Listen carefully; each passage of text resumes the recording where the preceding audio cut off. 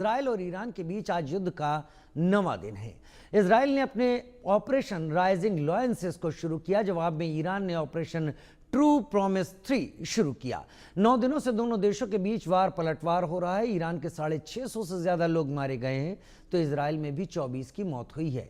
लेकिन आज की रात ईरान के लिए बहुत भारी है, क्योंकि तेल अवीव के पास इजराइल के मेडिकल सेंटर पर ईरान के हमले से इजराइल बुरी तरह भड़का हुआ है। इस हमले में 47 लोग घायल हुए थे। इजरायली रक्षा मंत्री ने इसके लिए ईरान के सर्वोच्च नेता अयातुल्ला अली खामनेई को गुनहगार ठहराया है और उसे जान से मारने की धमकी दे दी है। हालांकि ईरानी सरकारी समाचार एजेंसी ने कहा है कि उसने मेडिकल सेंटर में सैन्य अड्डे को निशाना बनाया है। मेडिकल सेंटर में केवल विस्फोट की लहर पहुंची। ईरान अपनी दलीलें दे रहा है। इधर इजराइल ने मेडिकल सेंटर पर हमले के बाद अपने हमले तेज किए हैं। हालात यह है कि ईरान और इजराइल दोनों के शहरों में सन्नाटा है। दोनों के बीच शांति की पहल नहीं दिख रही। जंग से जिंदगी और खुशहाली हार रही है, मौत और बर्बादी जीत रही है। इजराइल ईरान के परमाणु बम के प्लान से नाराज है। वो विश्व को ईरान से खतरा बता रहा है। हमास हिजबुल्लाह को नेस्तनाबूद करने के बाद अब उसके निशाने पर ईरान और खामनेई है। कहना मुश्किल है कि आगे क्या होगा। इस जंग से न जाने दुनिया को क्या क्या झेलना होगा।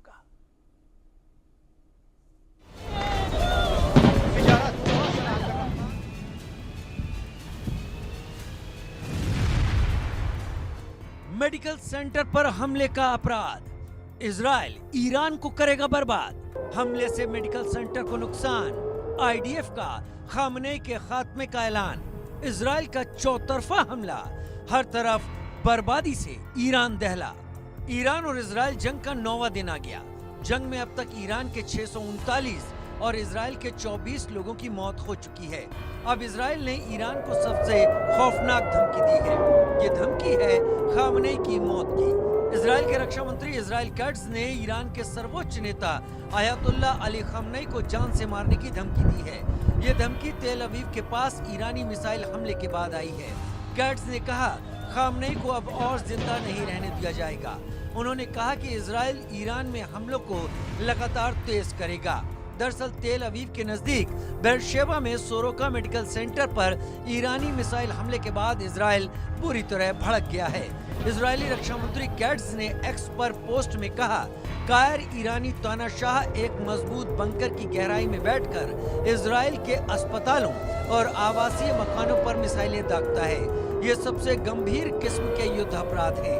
खामनेई को उनके अपराधों के लिए जवाबदेह ठहराया जाएगा। इजरायली सेना ईरानी सेना को खत्म करने के लिए हर संभव प्रयास करेगी। दरअसल इस हमले में कम से कम 47 लोग घायल हुए हैं। उधर ईरान की सरकारी समाचार एजेंसी इरना ने कहा कि हमले का मुख्य लक्ष्य इजरायली सेना कमान और खुफिया अड्डा और सोरोका अस्पताल के आसपास स्थित सेना खुफिया शिविर था। स्वास्थ्य शिविरों को नुकसान पहुंचाना हमारा लक्ष्य नहीं था। ईरान ने कहा कि अस्पताल केवल विस्फोट की लहर के संपर्क में था, जबकि प्रत्यक्ष और सटीक लक्ष्य सैन्य सुविधा थी। इस हमले से भड़के इजराइल ने ईरान के खिलाफ सैन्य अभियान तेज कर दिया। कथित तौर पर इजरायली सेना ने अकेले तेहरान में 50 से अधिक ठिकानों पर हमला किया। इधर ईरान ने अमेरिकी राष्ट्रपति डोनाल्ड ट्रंप के बिना शर्त आत्मसमर्पण के आह्वान को खारिज कर दिया है और चेतावनी दी है कि अगर अमेरिका ने संघर्ष में सैन्य हस्तक्षेप किया तो इसके गंभीर परिणाम होंगे। मतलब साफ है कि जंग अभी और ज्यादा गहरी होने वाली है। जंग रुकने के आसार नहीं दिख रहे हैं और जंग के कारण ईरान में सन्नाटा पसरा है। कभी ईरान की राजधानी रहे उत्तर ईरान में स्थित खूबसूरत शहर माजंदरान के सारी में पिछले 9 दिनों से जनाजे निकलते रहे हैं। ईरान के राष्ट्रध्वज में लिपटे ताबूत को छूकर महिलाएं दहाड़े मारकर रोती हैं। इजरायली मिसाइल, ड्रोन और गोले बारूद की चपेट में लोगों की मौत हुई है। चाहे ईरान हो या फिर इजराइल, कॉफिन की मूक चीखें एक ही बात कह रही हैं कि युद्ध कोई हल नहीं। जंग से न माजंदरान की गलियां जीत रही हैं, न तेल अवीव की सड़कें। हर मिसाइल, हर बम सिर्फ जिंदगियां छीनता है, सपने कुचलता है। Bureau report, India news.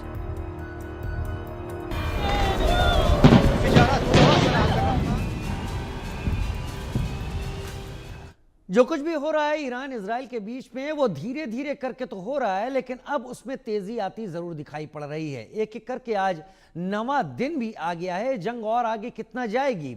Major general एजेबी जैनी defence expert के तौर पर मेरे साथ जुड़ गए हैं और मेजर जनरल रिटायर्ड अनुज माथुर मेरे साथ डिफेंस एक्सपर्ट के तौर पर जुड़ गए हैं। आप दोनों के जरिए मैं भी समझने की कोशिश करूंगा और मेरे दर्शक भी चीज़ों को समझेंगे। बहुत स्वागत है आप दोनों का। और मेजर जनरल अनुज माथुर, मुझे उस दिन की याद आ रही है जब एजेबी जैनी साहब ने आपको अपना कलीग बताया था और आपने कहा था कि आपने बहुत कुछ मेजर जनरल एजेबी जैनी से सीखा है, लेकिन मुझे आप दोनों से सीखना है और मेरे दर्शकों को आप दोनों के अनुभवों का लाभ लेना है। बहुत सीधे सवालों के साथ आपके साथ आगे बढ़ूंगा क्योंकि स्ट्रेटेजी और बाकी चीजें आप दोनों बेहतर समझते हैं। मेरा सवाल सबसे पहले मेजर जनरल एजेबी जैनी आपके पास।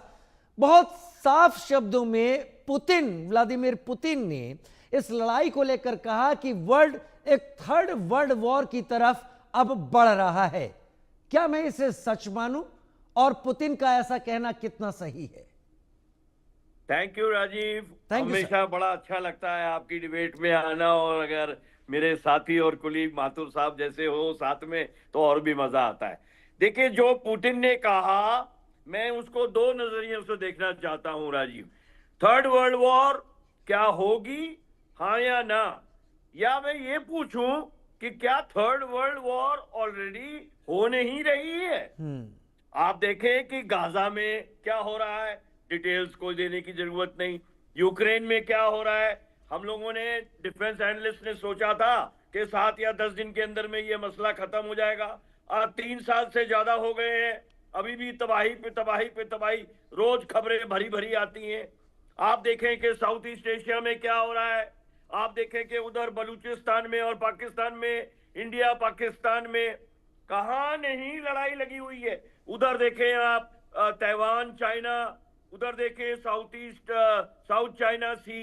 पूरी दुनिया राजीव इस समय जो है तबाही के उसके बेंच पे बैठी हुई है।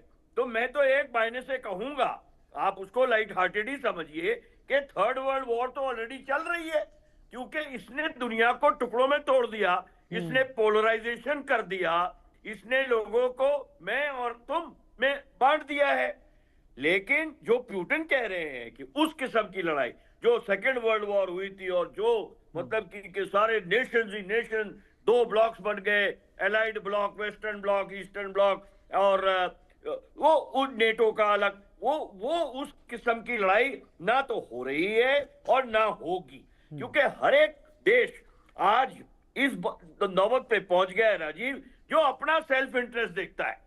अब हमको देख लीजिए, आप इंडिया को देख लीजिए, हमारा सेल्फ इंटरेस्ट ईरान से भी है, हमारा सेल्फ इंटरेस्ट इजराइल से भी है, हमारा सेल्फ इंटरेस्ट रशिया से भी है, हमारा सेल्फ इंटरेस्ट यूक्रेन से भी है।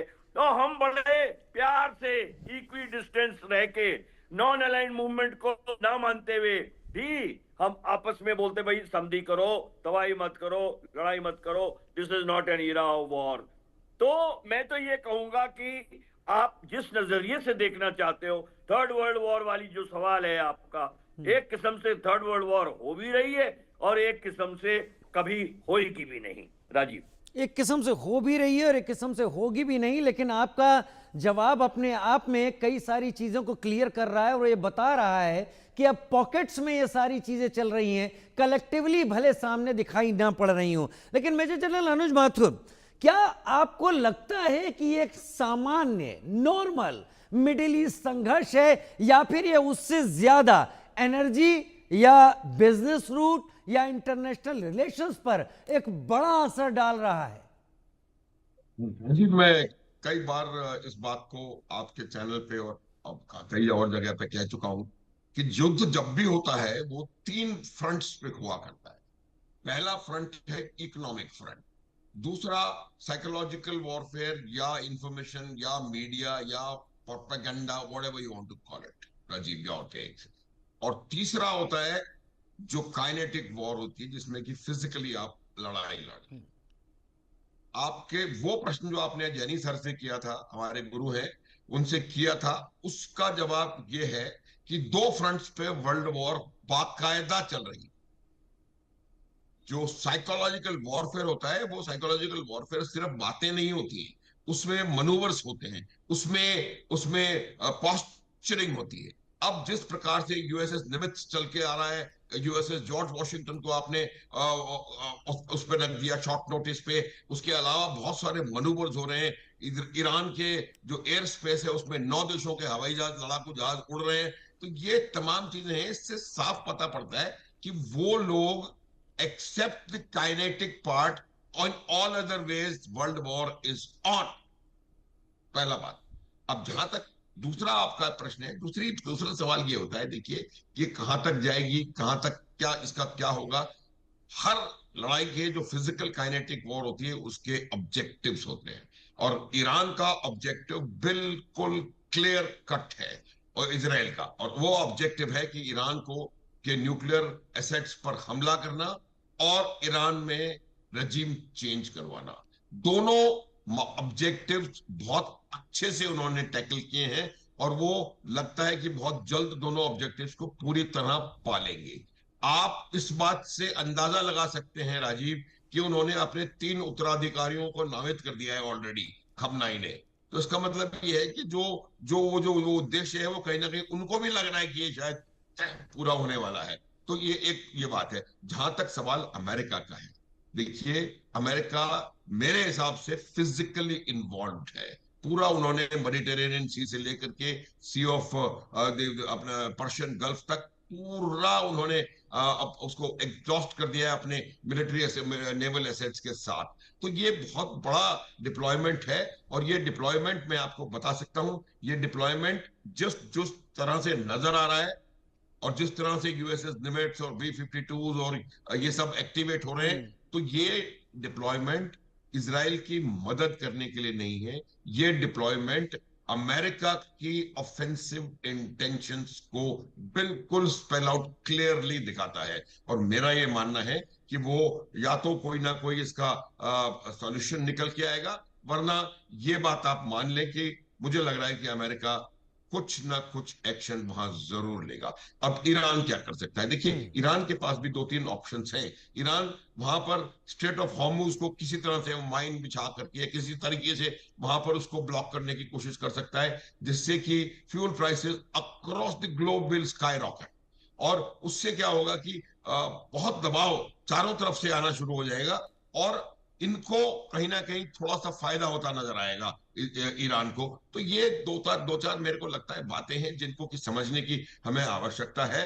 और लड़ाई किसी बात का सलूशन नहीं होती, किसी भी का चीज प्रॉब्लम का मिलिट्री सॉल्यूशन नहीं होता है। मिलिट्री सिर्फ असर्शन करने के लिए हुआ करती है और अपनी बात मनवाने के लिए करती है, लेकिन इवेंचुअली बात टेबल पे ही होगी। आप 5 न्यूक्लियर बॉम्ब चला दें ईरान के ऊपर, उसके बाद भी बात आपको टेबल पे ही करनी पड़ेगी। तो ये मेरा मानना है कि दोनों साइड्स अभी काफी तेजी से इस बात का प्रयास कर रही हैं कि वो जब हमको इवेंचुअली नेगोशिएटिंग टेबल्स पे जाना पड़े तो they should be in a position of advantage. पूरा दबाव उनके साथ, पूरी सिचुएशन उनके फेवर में हो, ऐसी परिस्थिति में वहां जाने की कोशिश करेंगे।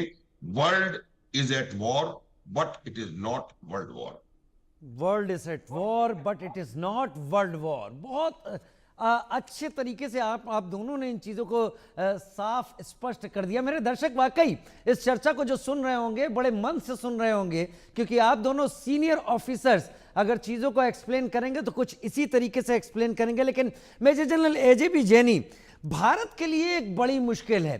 हालांकि खामनेई के खात्मे का ऐलान इजराइल के डिफेंस मिनिस्टर इजराइल काट्ज ने कर दिया है कि अब इससे कम पर हमें कुछ मंजूर नहीं है। लेकिन भारत को यहां पर क्या परेशानी है? भारत के दोनों से रिलेशन अच्छे हैं। चाबहार में भारत अपनी पोर्ट को देख रहा है और कई दूसरी योजनाओं को भी देख रहा है। साथ ही इजराइल के साथ डिफेंस रिलेशन अच्छे हैं। भारत को फ्यूचर में डिफेंस रिलेटेड काफी चीजों की मदद इजराइल से मिल सकती है। भारत एक तलवार की धार पर चल रहा है, लेकिन आपको लगता है कि आगे कभी ऐसा वक्त आएगा जब भारत को डिप्लोमेटिकली नहीं ये दिखाना भी पड़ेगा कि वो कहां है, किधर है? राजीव, मैं नहीं मानता कि भारत का इस समय तलवार की धार पर है। भारत बहुत सेफ पोजीशन में है। हमारी जो फॉरेन पॉलिसी है इन दोनों देशों के प्रति वो बहुत मुकम्मल और बहुत माकूल तरीके की है। दूसरी बात ये कि आने वाले समय में क्या हम किसी एक साइड लेंगे, मुझे नहीं लगता कि हम किसी साइड लेंगे, क्योंकि दोनों ही देशों से हमारे आज के नहीं बहुत पुराने सोशल, पॉलिटिकल, इकोनॉमिक और पीपल टू पीपल कांटेक्ट में दोनों ही देशों से हमारे रिश्ते बहुत ही अच्छे हैं। अभी आप देखें, सिंदूर में हमारे साथ कोई नहीं खड़ा था, किसी ने खुल के आके हमारे पीठ नहीं थपथपाई, सिर्फ इजराइल आया था, इजराइल ने हमें सहारा दिया था उस समय, बाकी सब जो है लाउड नॉइजेस कर रहे थे। अब मैं थोड़ी सी एक बार बोलना चाहता हूं, जो माथुर साहब ने एंड में बोला, war is not the answer, military option is not the answer, हर एक चीज जो है टेबल पर ही डिसाइड होगी, मैं उससे बिल्कुल सहमत हूं।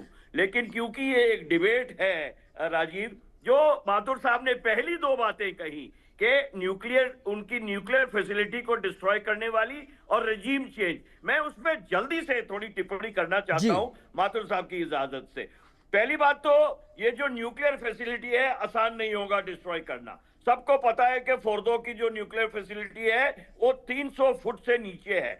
आपको GBU 57 AB बॉम्ब लाने पड़ेंगे अमेरिका से, उसके लिए अमेरिका के B-52 स्टेल्थ फाइटर आने पड़ेंगे, अमेरिका को इन्वॉल्व होना पड़ेगा। अगर अमेरिका इन्वॉल्व हुआ तो ईरान ने उनकी तबाही कर देनी है। इंडियन ओशन रीजन में बहरीन ले लो, कतार ले लो, सऊदी अरेबिया ले लो, ईरान ले लो, ओमान ले लो, हर जगह पर इनके डीगो गार्सिया ले लो, सेशल्स ले लो, हर जगह पर अमेरिका के बेसिस हैं। 40,000 अमेरिकन सिपाही इन बेसिस में हैं। ईरान इनका धुआं उड़ा के रख देगा और अमेरिका कभी भी खुलेआम नहीं आएगा इजराइल के इस सपोर्ट में। इसलिए उनकी न्यूक्लियर फैसिलिटी जो फोर्दो में है, मुझे नहीं लगता कि कोई भी दुनिया की ताकत उसको डिस्ट्रॉय कर सकती है। दूसरी बात रही रिजीम चेंज की। देखिए, रिजीम चेंज हम चाहते, ठीक है, इराक में हो गया, सद्दाम को मार दिया, लेकिन ईरान में नहीं हो पाएगा राजीव। देखिए, जो पर्शियन कल्चर है, जो पर्शियन की नेशनलिज्म है, वो बहुत स्ट्रांग है। और पर्शिया में, ईरान में डिवाइड है रूरल और अर्बन का, और जो खोमेनी है वो रूरल एरिया से आता है, रूरल सपोर्ट है जो कि ज्यादा सपोर्ट है। वहां पे कोई अनबन नहीं है। अगर कल अगर कोई चाहे कि रिजीम चेंज होना, पूरा ईरान एक हो जाएगा और रिजीम चेंज नहीं होने देगा। आप खोमेनी को मार भी दो, लेकिन उसने ऑलरेडी चेन ऑफ सक्सेशन बनी हुई है। तो एक खोमेनी जाएगा, दूसरा आएगा, और दूसरा अगर आएगा तो वो और भी खुंखार होके आएगा। यहां पर रिजीम चेंज या न्यूक्लियर फैसिलिटी उड़ाने की बात नहीं है। यहां पर और बड़ी बात है जो मैं माथुर साहब को समझाना चाहता हूं, और वो है एग्जिस्टेंशियल थ्रेट। दोनों के लिए एग्जिस्टेंशियल थ्रेट हो रही है राजीव। उधर तो कहते हैं कि ईरान को हम उड़ा देंगे, खोमेनी को मार देंगे, आपका न्यूक्लियर मार देंगे, आपकी बैलिस्टिक मिसाइल बंद कर दो। उधर ईरान बोलता है कि हम इनको नहीं जिंदा रहने देंगे, इनको हम दुनिया के नक्शे से हटा देंगे। तो ये एग्जिस्टेंशियल थ्रेट जो है, ये कोई भी देश एक्सेप्ट नहीं करेगा। तो मुझे तो लगता है कि ये लड़ाई चलती रहेगी। ये भी एक दूसरा सा यूक्रेन 2 जो है बन रहा है, या रशिया यूक्रेन 2 बन रहा है दुनिया में, कब खत्म होगा आज अंदाजा लगाना थोड़ा मुश्किल है। कितनी तबाही ऑलरेडी हो चुकी है। 200 हवाई जहाज राजीव, अगर 200 हवाई जहाज फाइटर प्लेन आपके स्टूडियो पे आ जाए तो आपके स्टूडियो पे अंधेरा हो जाएगा। It means something. एंड उनके भी तरफ से जो हमला हुआ है, देखिए आप, उन्होंने हाइफा का पोर्ट उड़ा दिया, सारे तो वहां पे फैसिलिटी, ऑयल फैसिलिटी उड़ा दी, सारी वहां पे की शिपिंग उड़ा दी। उनके हॉस्पिटल पे अटैक कर रहे हैं, उनके जो हमास का जो हेडक्वार्टर था वो उड़ा दिया। 500 से ज्यादा आदमी ईरान में मर चुके हैं, 1000 से ज्यादा जख्मी हो चुके, और इसी तरीके से इजराइल में भी 100 से ज्यादा मर चुके हैं, और कितने 100 जख्मी हुए होंगे, कोई इसकी स्टेटिस्टिक्स ओपनली नहीं आई है। मतलब कि तबाही तो रोज हो रही है, तबाही रोज हो रही है सर, वो समझ में आ रहा है मेजर जनरल AJB जैनी। लेकिन इजराइल सर्वाइवल की लड़ाई इसलिए भी शायद लड़ रहा है कि ईरान का डॉक्ट्रिन है, अगर उसके पास न्यूक्लियर वेपन होगा तो सबसे पहले वो इजराइल के ऊपर मारेंगे। हालांकि इस तरीके से आ रहे बयान जो इजराइल की तरफ से हैं वो शायद जंग के दौरान दिए जाते हुए बयानों का हिस्सा है। मैं बड़ी खबर का रुख कर लेता हूं, फिर उसके बाद मेजर जनरल अनुज माथुर आपका रुख करूंगा। ईरान इजराइल जंग पर खामनेई ने वो फैसला लिया जिसकी हम बात कर रहे हैं। खामनेई अपने सक्सेसर का अब ऐलान बहुत ही जल्द करेंगे। उत्तराधिकारी के लिए 3 लोगों के नाम दिए गए हैं। 3 नामों में से एक ईरान का अगला सुप्रीम लीडर बनेगा। खामनेई के बेटे मुस्तफा खामनेई का नाम इसमें शामिल नहीं बताया जा रहा है। हालांकि लिस्ट में अली असगर हिजाजी का नाम है। हिजाजी के पास सुरक्षा और खुफिया विभाग की जिम्मेदारी है। लिस्ट में हासिम हुसैनी बुशहरी का नाम शामिल है, ये बड़े धर्मगुरु के तौर पर जाने जाते हैं। और लिस्ट में अली अकबर वेलायती का नाम शामिल है। वेलायती ईरान के पूर्व विदेश मंत्री रह चुके हैं और अमेरिका से परमाणु प्रोग्राम पर मौजूदा वार्ता में शामिल हैं वेलायती। तो ये सारी बातें यहाँ पर निकल कर सामने आ रही हैं जो कि ईरान अपनी तरफ से कदम उठा रहा है। लेकिन जैसा मेजर जनरल एजेबी जैनी इशारा दे रहे थे, कुछ ऐसा मेरे दिमाग में कई बार आया और मैंने सवाल आप जैसे एक्सपर्ट से कई बार सामने रखा है कि क्या रूस यूक्रेन पार्ट 2 होने वाला है। लेकिन major general Anuj Mathur, nuclear centre, military installation और उसके बाद इस सीरीज में न्यूक्लियर साइंटिस्ट, इनको टारगेट करना, इनको खत्म करना, ये इजराइल अभी तक करता हुआ दिखाई पड़ रहा है। लेकिन अगर फोर्डो में ऐसे न्यूक्लियर सेंटर पर कोई बड़ा अटैक करना है तो उसके लिए एमओपी जैसे या बंकर बस्टर बम की जरूरत होगी। और तब एजेबी जैनी साहब सही कह रहे हैं, अमेरिका की एंट्री यहां पर होगी। लेकिन फिर क्या एक बड़ा खतरा एनरिच्ड यूरेनियम या प्लूटोनियम के रेडिएशन का नहीं होगा पूरे एरिया में? मैं 2-3 बातें बताना चाहता हूं। पहली बात तो देखिए, ये वही ईरान है, वही वैल्यू सिस्टम्स थे, वही चीजें सब इनके बीच में थी। और 79 में इस्लामिक रेवोल्यूशन हुआ था। तो कितना भी आप स्ट्रॉन्ग वो सिस्टम हो, लेकिन अगर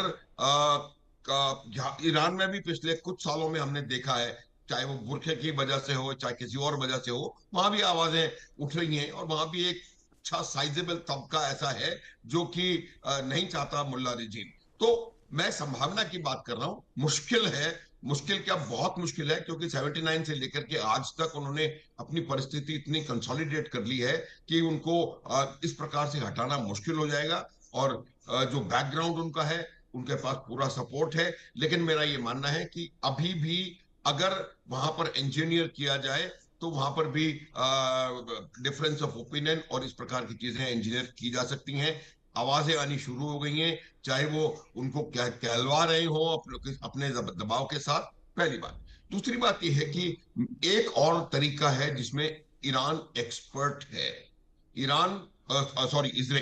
इसराइल ने इस्माइल हैनिया को किस तरह से मारा, इसराइल ने एंटेबे पे किस तरह से रेड करी, इसराइल ने ऐसे 50 ऐसे उनके मोसाद ने ऑपरेशंस किए हैं जिनका कि जवाब नहीं है पूरी दुनिया की किसी भी मिलिट्री स्ट्रेटेजी के पास, किसी भी मिलिट्री एक्सपर्ट के पास।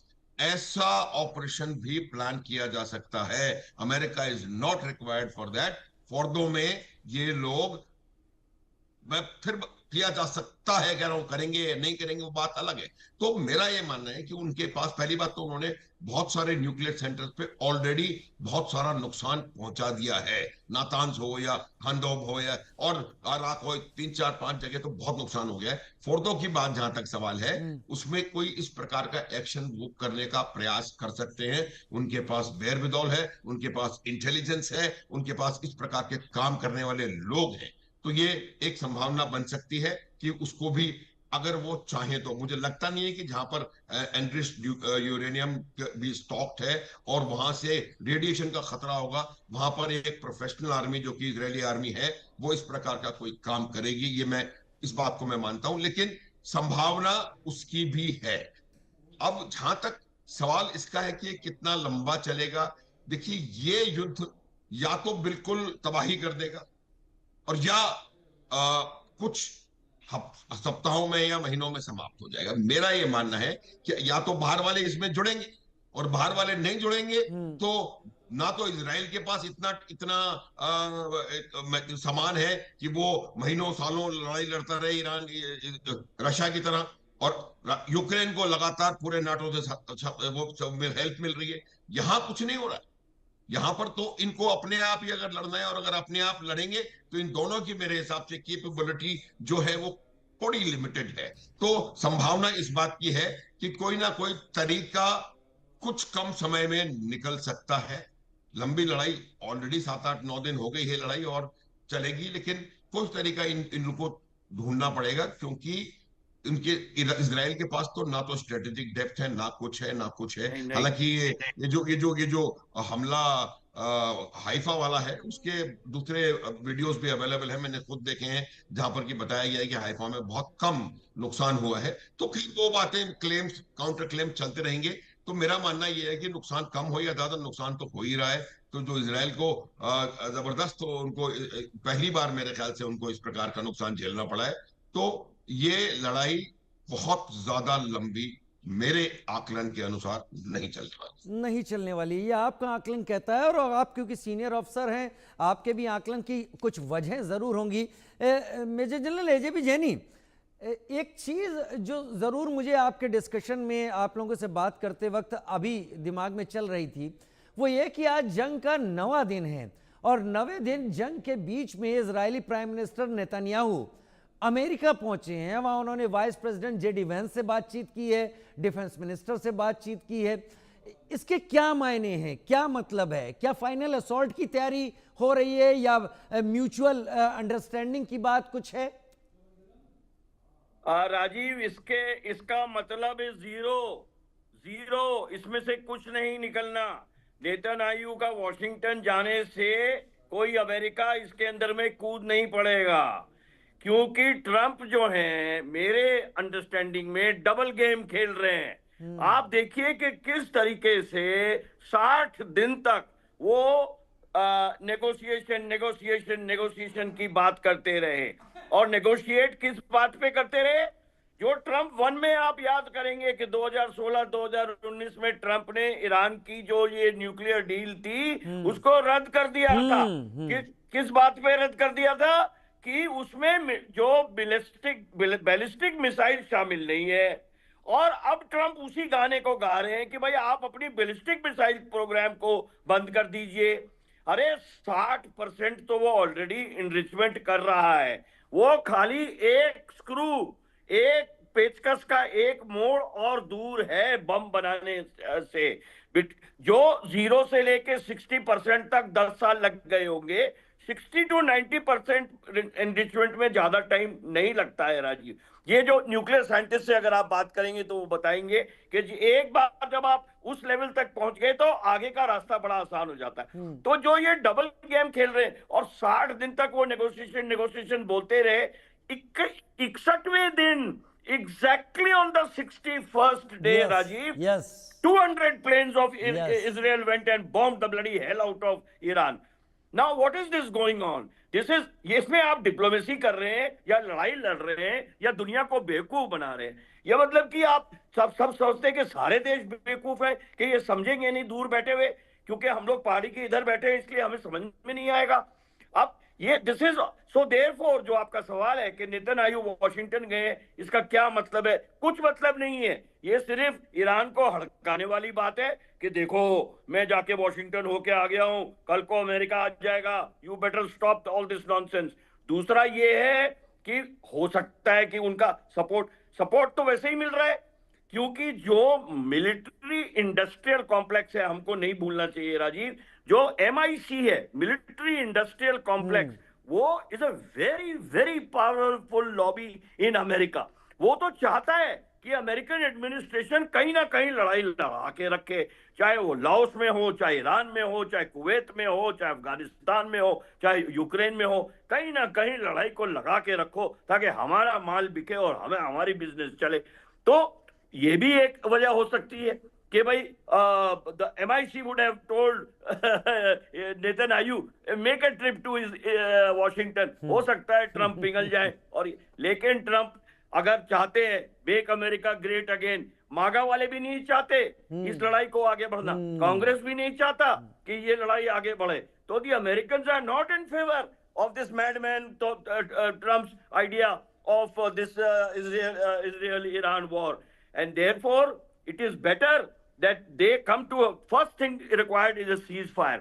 पहले सबसे पहले ceasefire हो ताकि जान सलामती और जो जो जो जो जो नुकसान हो रहा है, पब्लिक का नुकसान, कॉमन मैन का नुकसान, जो दुनिया का नुकसान हो रहा है, उसको रोका जाए, ceasefire हो, उसके बाद बैठ के आप बातें करो।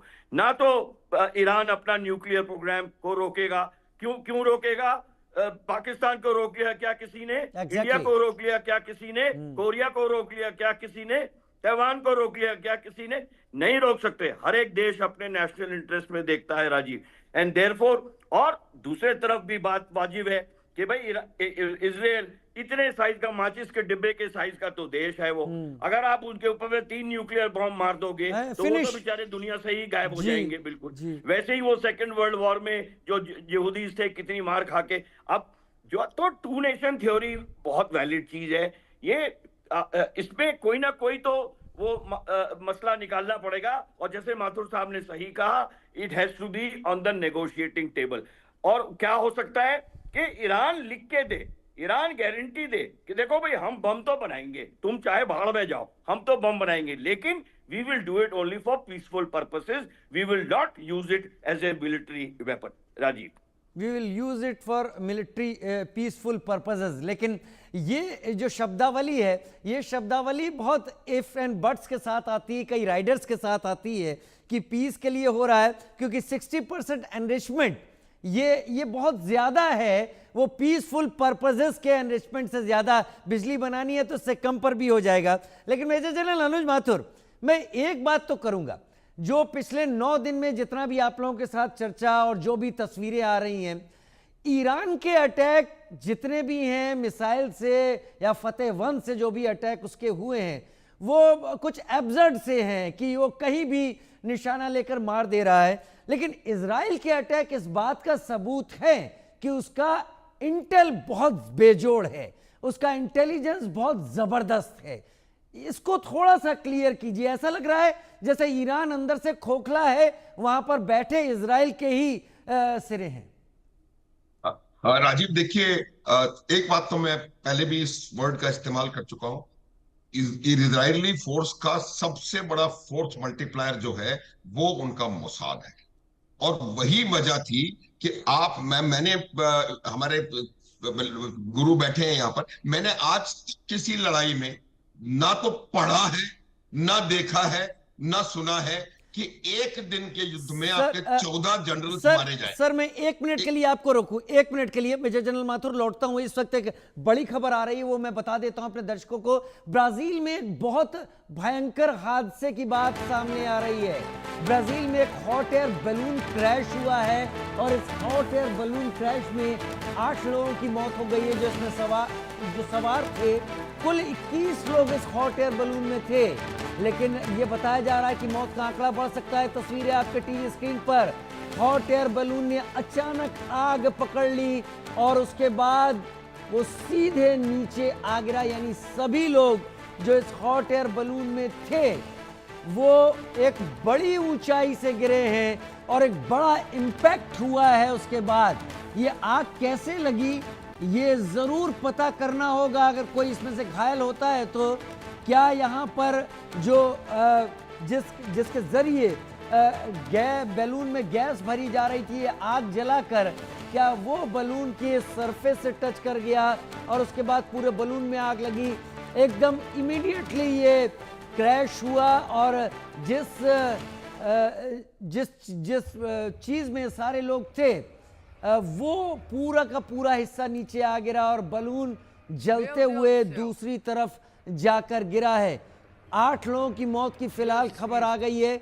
21 लोग इसमें थे। मौत का आंकड़ा बढ़ सकता है। ये करीब अंदाजा लगाया जा सकता है देखकर कि 500 से 600 फीट की ऊंचाई से ये सभी लोग नीचे गिरे हैं।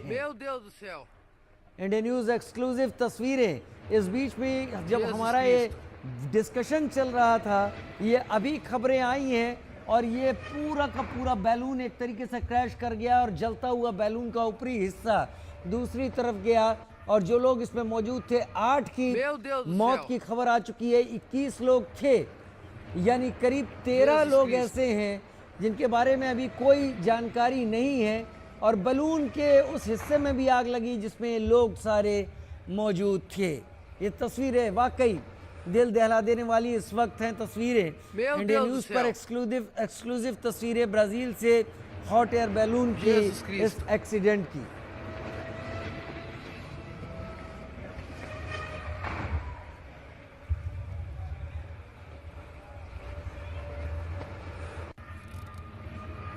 इक्कीस में Meu से Deus 8 do की céu. मौत आंकड़ा बढ़ सकता है।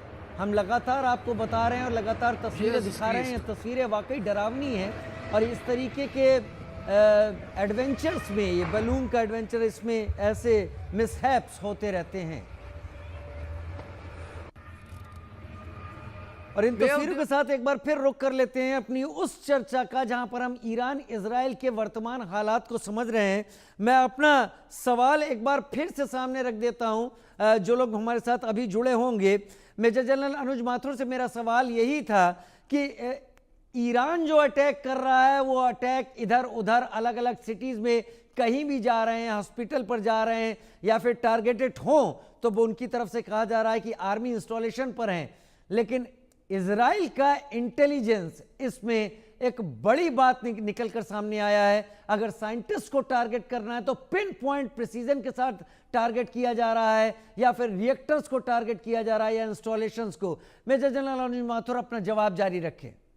हाँ बिल्कुल, मैं यही कह रहा था कि जिस प्रकार से उन्होंने चुन चुन करके इतने 14-20 जनरल ऑफिसर्स को उन्होंने अभी तक, मिलिट्री कमांडर्स को खत्म कर दिया है, 14-15 साइंटिस्ट खत्म कर दिए हैं, ये एक बहुत जबरदस्त, देखिए ये जो इंटेलिजेंस इकोसिस्टम मोसाद का ईरान में बना है, ये अभी 2-4 हफ्ते, दिन, साल की बात नहीं है, ये दशकों से वो वहां पर अपने पैठ बैठा रहे हैं और ये इतने ज्यादा इफेक्टिव तरीके से वहां पर अपना इकोसिस्टम बना चुके हैं कि आप इनको आइडेंटिफाई करना और पकड़ना बहुत मुश्किल है। अब मैं आपके पहले पार्ट का क्वेश्चन का जवाब पहले दूंगा कि क्या ईरान के जो हमले, मिसाइल हमले हो रहे हैं वो हैफेजर्ड है?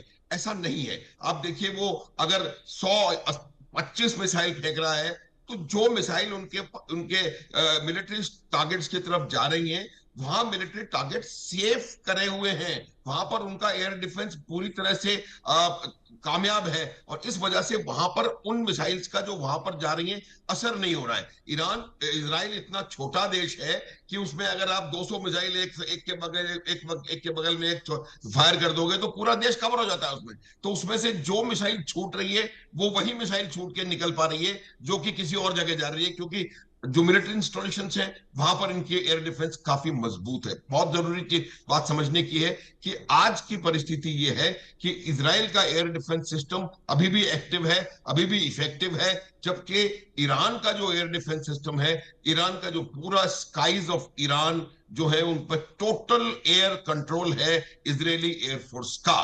तो ये बहुत बड़ा अंतर है। तो सबसे बड़ी बात ये होती है कि जो हमें कभी कभी लगता है कि वो हैफेजर्ड है, वो हैफेजर्ड इसलिए होता है कि जो मिसाइल उस पकड़ से निकल गई है वो फिर भी अपना निर्धारित लक्ष्य नहीं हासिल कर पाई है, उसके दाएं बाएं वाली मिसाइल। ये मेरा मानना है, क्योंकि और ये भी संभव है, इजराइल पाकिस्तान, ईरान पाकिस्तान जैसे देशों से आप ये उम्मीद कर सकते हैं कि वो जानबूझ करके सिविल टारगेट्स के ऊपर कि भाई आपने गाजा में किया इसलिए हम यहाँ पर करेंगे वगैरह वगैरह, कुछ भी हो सकता है, वो भी संभावना है। लेकिन मैं अभी भी ये मानना चाहता हूं कि वो वाले मिसाइल्स हैं जो कि एयर डिफेंस को मात देते हुए निकले हैं और वो सही मिलिट्री स्ट्रेटेजिक टारगेट्स के ऊपर जाकर नहीं लगे हैं। इंटेलिजेंस, कोई डाउट नहीं होना चाहिए, सबसे बड़ा force multiplier Israel armed forces का मोसाद है और जिस एफिशिएंसी के साथ वो काम करते हैं, इस्माइल हानिया क्योंकि हमारे लेटेस्ट चीज है, उसको आप देख लें कैसे एक्यूरेटली किस टाइम पर जब वहां पर 82-25 कंट्रीज के कंट्री हेड्स वहां पर मौजूद थे, तब जाकर के एक हथियार से एक बंदे को एक कमरे में जाकर के खत्म कर दिया। ये मोसाद है। तो ये जो इंटेलिजेंस है, इजराइल के इंटेलिजेंस ईरान के इंटेलिजेंस से 5000 दर्जे मेरे हिसाब से बेहतर है। दूसरी बात है कि इजराइल के जो इंटेलिजेंस फोर्सेस हैं वो इस प्रकार से गियर्ड अप नहीं है। इजराइल के अंदर ईरान की इंटेलिजेंस का कोई नेटवर्क मेरे हिसाब से नहीं है, अगर है भी तो बहुत मामूली वो नेटवर्क है। और वो नेटवर्क भी इस वजह से रहा होगा कि क्योंकि शायद हिजबुल्ला ने कुछ भेज दिए होंगे, या हमस के वहां पर एक्टिव्स होंगे, या हुती तो खैर दूर है, तो ये संभावना हो सकती है। तो ये अंतर, पहली बात काबिलियत में अंतर है, दूसरी बात उनकी वहां पर मौजूदगी में जमीन आसमान का फर्क है। इसराइल में ईरानी इंटेलिजेंस की मौजूदगी मिनिस्क्यूल है, वेरेज ईरान में मोसाद की मौजूदगी बहुत जबरदस्त है। कई दफा ऐसा कहा जाता है राजीव कि Mossad knows about Iran more than what Iran does. Mossad knows more than about what Khomeini. मैं तो यहां पर इस चीज को जोड़ना चाहूंगा। लेकिन मेजर जनरल एजेबी जैनी, अमेरिका खुलकर इजराइल के साथ अब दिखाई पड़ रहा है, वो एक्ट भी कर रहा है। 14 कार्गो एयरक्राफ्ट कल ही उतरे हैं और उसमें बहुत सारा मिलिट्री इक्विपमेंट भी है। क्या है ये साफ नहीं हुआ, लेकिन क्या अमेरिका अपने core aim protection of Israel को ही लेकर आगे बढ़ेगा, डिस्पाइट द फैक्ट कि आसपास कई सारे मुस्लिम कंट्रीज हैं जो ईरान की इस कोशिश पर कि इसको मुस्लिम वर्सेस ज्यू किया जाए शायद एक हो जाए, और अमेरिका उसको इग्नोर करते हुए इजराइल के साथ लगातार बना हुआ है? राजीव, जो कुछ भी अमेरिका कर रहा है वो एक सब पॉस्चरिंग है। I think it is all posturing, दिखाने के लिए, ईरान को डराने के लिए। और ये बात कि ये मुस्लिम देश एक हो जाएंगे, अब नहीं होंगे राजीव, क्योंकि जो शिया कल्ट था, आप देखें कि इजिप्ट और ये दूसरे देश जो कि के रेवोल्यूशन में आके और शिया का जो एक्सट्रीम फंडामेंटलिज्म है जिससे कि के वो अलग थलग हो गए, अब ईरान के साथ में और कोई नहीं है। थोड़ा बहुत अगर कहें तो टर्की, अदरवाइज बाकी आप देखें कि सऊदी अरेबिया वगैरह ये सारे के सारे बड़े देश जो मिडिल ईस्ट के हैं, ओमान है, अब कतार है, बहरीन है, यूएई है, ये जो कि के जो इस्लामिक कंट्रीज का जो जट्ठा था वो अभी अलग अलग थलग हो गया। वो शिया फंडामेंटलिज्म में बिलीव नहीं करता है और ईरान इस मामले में अलग पड़ रहा है। तो जो अमेरिका कर रहा है वो सब पॉस्चरिंग है। और मैं इस बात से सहमत हूं जो माथुर साहब ने बोला कि जो इंटेलिजेंस वाली बात है राजीव, मैं उसको थोड़ा इलेबोरेट करता हूं सर। 8200 लोगों का जट्ठा है ये मोसाद, और इतना हाईली ट्रेंड है। मैंने एक दूसरे चैनल पे कहा था तो वो उन्होंने मानी नहीं थी मेरी बात, लेकिन बाद में मीडिया में भी आ गया था। 3 महीने पहले मोसाद के लोग जो हैं वो ईरान के अंदर थे, तभी तो कौन सा गेट, कौन सा बिल्डिंग, कौन सी खिड़की, कौन से कमरे में कौन साइंटिस्ट, कौन उनका मिलिट्री कमांडर क्या कर रहा है, वो सब उनको मालूम था। तभी तो इतने प्रिसिशन अटैक हो पाए, और उनकी कोई बराबरी नहीं है। यहां तक अभी खबर आई है कि मोसाद ने तो मिसाइल्स और ड्रोन्स तक ईरान के अंदर ले गए। अब कैसे ले गए, क्योंकि जॉर्डन का देश बीच में पड़ता है, इजराइल और ईरान के बीच में जॉर्डन पड़ता है, वो जॉर्डन के थ्रू लेके चले गए। देखिए आप, मिसाइल और ड्रोन्स, और जो वहां जाके फायर किए, और तब इतना प्रिसिशन अटैक हुआ। तो जो अमेरिका का रोल है राजीव, जो आप पूछ रहे हैं, ये स्टैंड अलोन स्टैंड ऑफ रहेगा। हर किस्म के खेल अमेरिका खेलता रहेगा। ये जादूगर देश है और जादूगर कमांडर है, इसकी बात पे कोई विश्वास नहीं है। इसका देश इसके साथ नहीं है, मागा इसके साथ नहीं है, कांग्रेस इसके साथ नहीं है, इसके खुद के पार्टी के लोग विरोध में हैं कि भाई आप ये ईरान में अपना हाथ बहती गंगा में हाथ मत धो, जो हो रहा है वो होने दो, अपना मरेंगे मिटेंगे, आ जाएंगे टेबल के ऊपर में, आज नहीं तो कल। राजीव, आज नहीं तो कल ये सब टेबल के ऊपर आ जाएंगे। ये जो भी स्थिति होगी वो बहुत जल्दी साफ भी होने वाली है।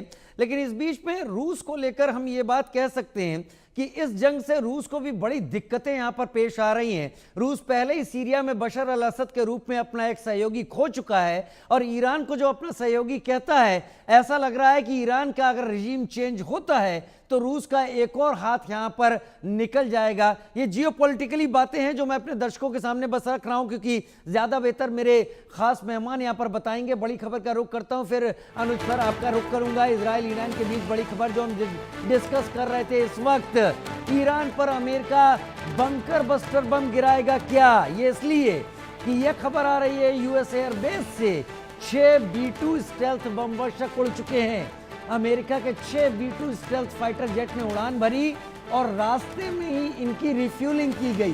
रास्ते में रिफ्यूलिंग करने का मतलब क्या है? कि वो ये है कि लंबी दूरी के लिए इन्हें जाना है और शायद टारगेट तक जाना है। ईरान की अंडरग्राउंड साइट, क्या फोर्दो पर न्यूक्लियर साइट पर यूएस बम बरसने वाले हैं? अभी कुछ स्पष्ट नहीं कहा जा सकता। जानकारियां यही बता रही हैं जो अभी इस वक्त आई हैं कि ये 6 B-2 बॉम्बर्स इस वक्त एयर में हैं। कहीं बहुत अंदाजा मैं लगा सकता हूं कि अगर उड़े हैं तो पैसिफिक के ऊपर कहीं होंगे। इन्हें रिफ्यूल किया गया है। रिफ्यूल का मतलब लंबी दूरी तक जाने की ये तैयारी कर रहे हैं। मेजर जनरल अनुज माथुर, ये जानकारी मुझे ठीक 1 घंटे पहले मिली थी, अभी मैं आपके सामने दे रहा हूं जो मुझे भी पता चला था। मैं समझना चाहूंगा इस चर्चा के बीच में, केवल इस जानकारी को ही अगर सामने रखूं तो ये 6 B-2 बॉम्बर्स, 6 को हटा देते हैं, चलिए वो नफरी कुछ भी हो सकती है, ये किस लिए उड़े हो सकते हैं? क्या केवल ये दिखाने के लिए कि यूएस प्रेजेंस है, चीजों को उस तरीके से टेबल पर ले आया जाए, या फिर ये दिखाने के लिए कि अब न्यूक्लियर डोमिनेशन ईरान का 0 कर देना है?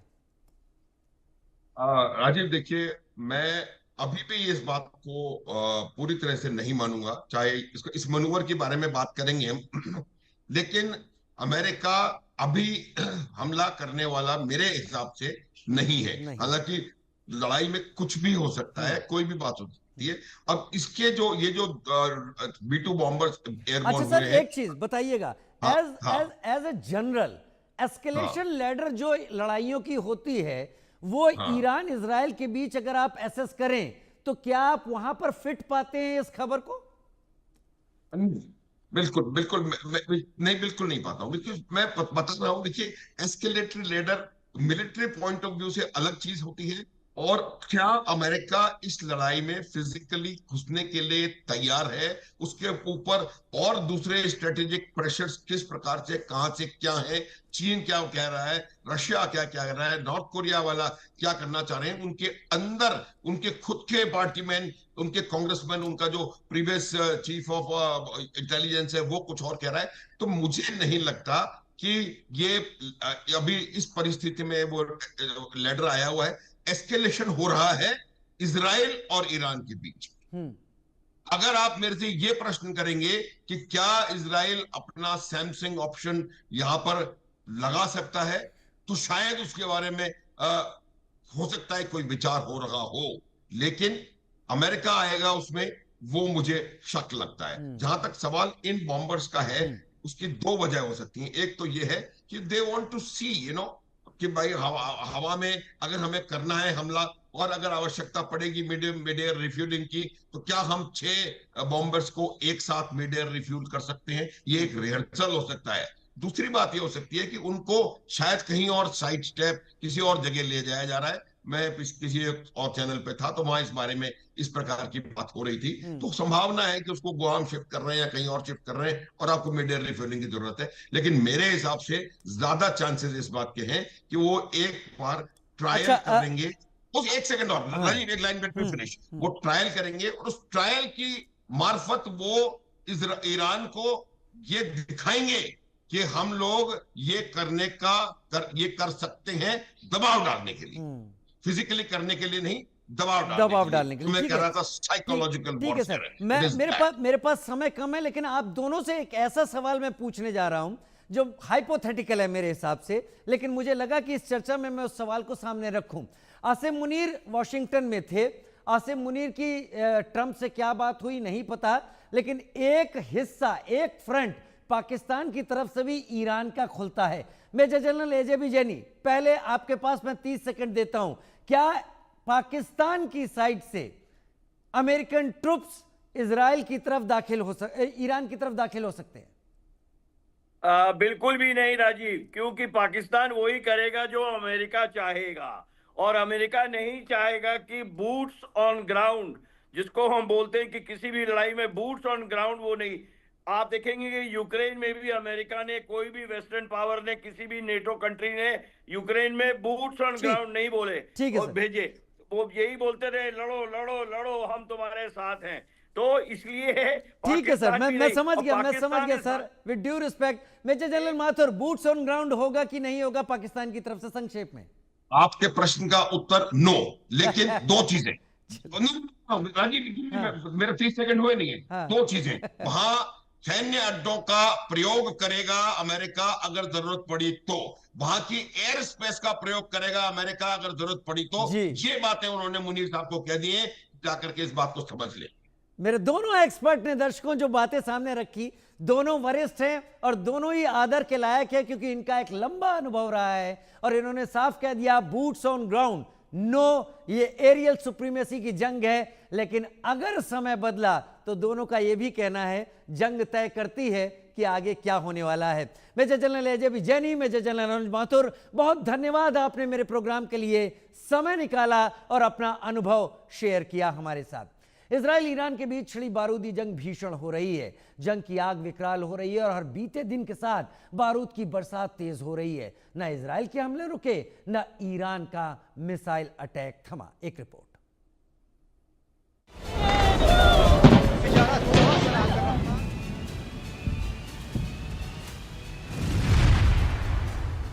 मिडिल ईस्ट में महाविनाश की ये तस्वीरें डरा रही हैं। तबाही बर्बादी की ये तस्वीरें वर्ल्ड वॉर का अलार्म बजा रही हैं। बारूदी बरसात की ये तस्वीरें न्यूक्लियर वॉर का सायरन बजा रही हैं। परमाणु विनाश का डर इसलिए क्योंकि इजराइल ने ईरान के परमाणु ठिकानों को भस्म करने की ठान ली है। नेतन्याहू ने ईरान के न्यूक्लियर साइटों को भस्म करने की कसम खा ली है। इजराइल लगातार ईरान के न्यूक्लियर ठिकानों को टारगेट कर रहा है, परमाणु ठिकानों पर बमबारी कर रहा है। ताज़ा हमला ईरान के इस्फहान न्यूक्लियर साइट पर हुआ। इस्फहान में ईरान के न्यूक्लियर साइट पर धमाके की आवाज सुनी गई। दावा किया गया कि इजराइल ने इस्फहान में मिसाइल से अटैक किया है। ये वही जगह है जहां ईरान का सबसे बड़ा परमाणु रिसर्च सेंटर है। इससे पहले इजराइल की फोर्स ने ईरान के अराक न्यूक्लियर प्लांट को टारगेट कर हमला किया, जिसकी तस्वीरें भी सामने आई थी। हमले के बाद न्यूक्लियर प्लांट से धुआं उठता दिखा। नेतन्याहू ने खामेनेई के न्यूक्लियर प्रोग्राम को काफी नुकसान पहुंचाया।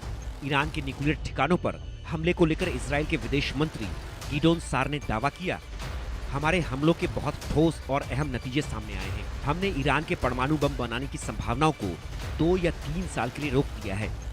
ईरान के परमाणु हथियार बनाने की क्षमता 2 से 3 साल पीछे चली गई है। सिर्फ इतना ही नहीं, इजराइल ने ईरान को आज एक और बड़ा जख्म दिया। इजराइल ने ईरानी सेना के 3 कमांडरों को मार गिराया। इनमें drone unit, IRGC Quds force और IRGC के फिलिस्तीनी मामलों से जुड़े अधिकारी शामिल हैं। इजराइल डिफेंस फोर्स ने दावा किया, एक हवाई हमले में IRGC कुड्स फोर्स के एक बड़े अफसर बेहनम शाहरियारी को मार दिया है। शाहरियारी उस यूनिट 190 के प्रमुख थे जो ईरान से हिजबुल्लाह, हमास और हुती जैसे आतंकी समूहों को छिपकर हथियार पहुंचाने का काम करती थी। इजराइल का दावा है कि शाहरियारी पर हमला उस वक्त किया गया जब वह ईरान में कार चला रहे थे। बेहनम शाहरियारी पर कैसे हमला हुआ, इसकी तस्वीर भी इजराइल डिफेंस फोर्स ने जारी की है, जिसमें देखा जा सकता है कि एक कार पर आसमान से हमला होता है और कार में विस्फोट हो जाता है। इस हमले के बाद ईरान ने भी पलटवार करने में देर नहीं की। ईरान ने फिर बैलिस्टिक मिसाइल लॉन्च किए। इजराइल के तेल अवीव, हाइफा, यरूशलेम समेत कई शहरों को टारगेट किया। ईरान ने इजराइल के शहरों पर बारूद की बरसात कर दी, कई इमारतों को तबाह कर दिया। इस हमले के बाद इजराइल ने भी हमले तेज कर दिए। तेहरान में इजराइल डिफेंस फोर्स ने जबरदस्त बमबारी की। इस बीच अमेरिकी राष्ट्रपति डोनाल्ड ट्रंप का बड़ा बयान सामने आया। ट्रंप ने कहा, भले ही कोई जंग रोकने के लिए कितना दबाव बनाए, मैं इजराइल से ईरान पर हवाई हमले रोकने के लिए नहीं कहूँगा। इजराइल इस जंग में फिलहाल आगे है, इसलिए इस समय युद्ध रोकने की बात कहना मुश्किल है। जब कोई युद्ध जीत रहा होता है तो उसे रोकना कठिन होता है। ट्रंप का ये इशारा रूसी राष्ट्रपति पुतिन की ओर था। जिन्होंने इजराइल ईरान जंग रोकने की बात कही थी। अमेरिका पर जंग की आग भड़काने का आरोप लगाया था। जंग में अमेरिका से दखल नहीं देने के लिए कहा था। लेकिन ट्रंप ने पुतिन को इशारों ही इशारों में बता दिया है कि मिडिल ईस्ट में जंग की ये आग अभी नहीं बुझेगी। ईरान के न्यूक्लियर साइट पर हमला होता रहेगा। सवाल है कि क्या दुनिया के दो सुपर पावर आमने सामने आएंगे? क्या अब पुतिन और ट्रंप टकराएंगे? क्या मिडिल ईस्ट में परमाणु वॉर का सायरन बजाएंगे? Bureau report, India news.